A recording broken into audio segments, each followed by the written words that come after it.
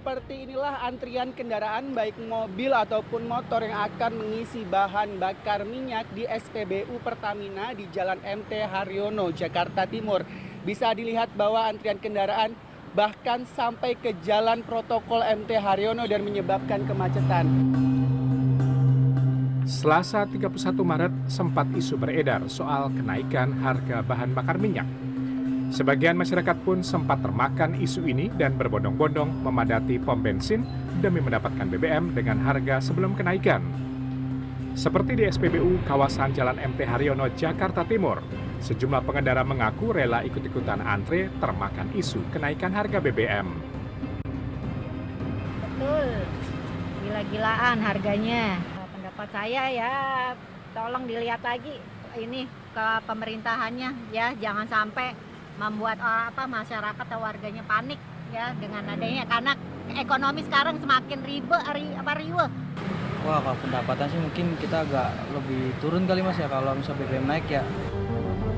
Namun usai masyarakat heboh mengantre di pom bensin, Selasa siang isu kenaikan harga BBM akhirnya terbantahkan. Istana melalui Menteri Sekretaris Negara Prasetyo Hadi menegaskan pemerintah hingga saat ini belum akan menaikkan harga BBM baik yang bersubsidi maupun non-subsidi. Pemerintah mengimbau masyarakat untuk tidak panik. Atas petunjuk dari Bapak Presiden selalu mengedepankan kepentingan rakyat dan kepentingan masyarakat di dalam mengambil sebuah keputusan. Oleh karena itulah Pertamina menyatakan bahwa Pertamina belum akan melakukan penyesuaian harga baik untuk BBM subsidi maupun BBM non-subsidi. Selain kebijakan tidak menaikkan harga BBM, di hari yang sama Selasa malam, pemerintah mengeluarkan kebijakan penghematan penggunaan BBM.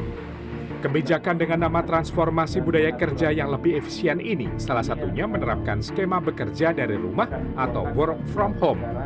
Diharapkan ketika bekerja dari rumah, masyarakat tidak perlu membeli BBM sehingga anggaran subsidi BBM bisa dipangkas. Potensi penghematan dari kebijakan work from home ini yang langsung ke APBN adalah 6,2 triliun berupa penghematan kompensasi BBM, sementara total pembelanjaan BBM masyarakat berpotensi untuk dihemat juga sebesar 59 triliun. Meski pemerintah telah melakukan manuver agar anggaran tidak jebol, ekonom mewanti-wanti langkah yang dilakukan saat ini hanya jangka pendek. Jika perang Iran terus berlanjut, anggaran subsidi dipastikan bakal terus membengkak. Tidak hanya itu, kebijakan WFH atau bekerja di rumah akan sia-sia jika sebagian masyarakat yang tidak ke kantor justru bertamasya karena setiap pekan menjadi long weekend. Artinya kita pemilihan hari pun itu sudah tepat ya, apabila di tengah minggu kemungkinan orang untuk melakukan wisata tadi atau long weekend menjadi semakin berkurang. Nah kemudian yang kedua pemantauan, tadi kan katanya absen secara online yang bisa mengenal posisi dari si ASN tersebut atau karyawan tersebut, apakah dia jadi pindah keluar kota dan seterusnya, berapa radius rumah dari jarak rumah, nanti akan selalu ada absen, dan absennya itu bukan cuma awal dan akhir, misalkan diminta awal, tengah, dan akhir, sehingga itu terus bisa terpantau seperti itu, agar bahwa pergerakannya itu memang terbatas seperti itu. Sebelumnya Menteri Keuangan Purbaya Yudi Sadewa menyebut jika kebijakan WFH dilakukan, maka penggunaan BBM bisa dihemat 20% dalam sehari.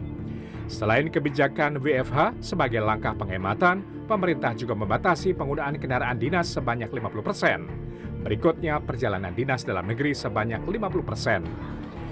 Tidak hanya itu, pemerintah juga akan melakukan optimalisasi program makan bergizi gratis dengan tetap memperhatikan daerah 3T dan tingkat stunting tinggi.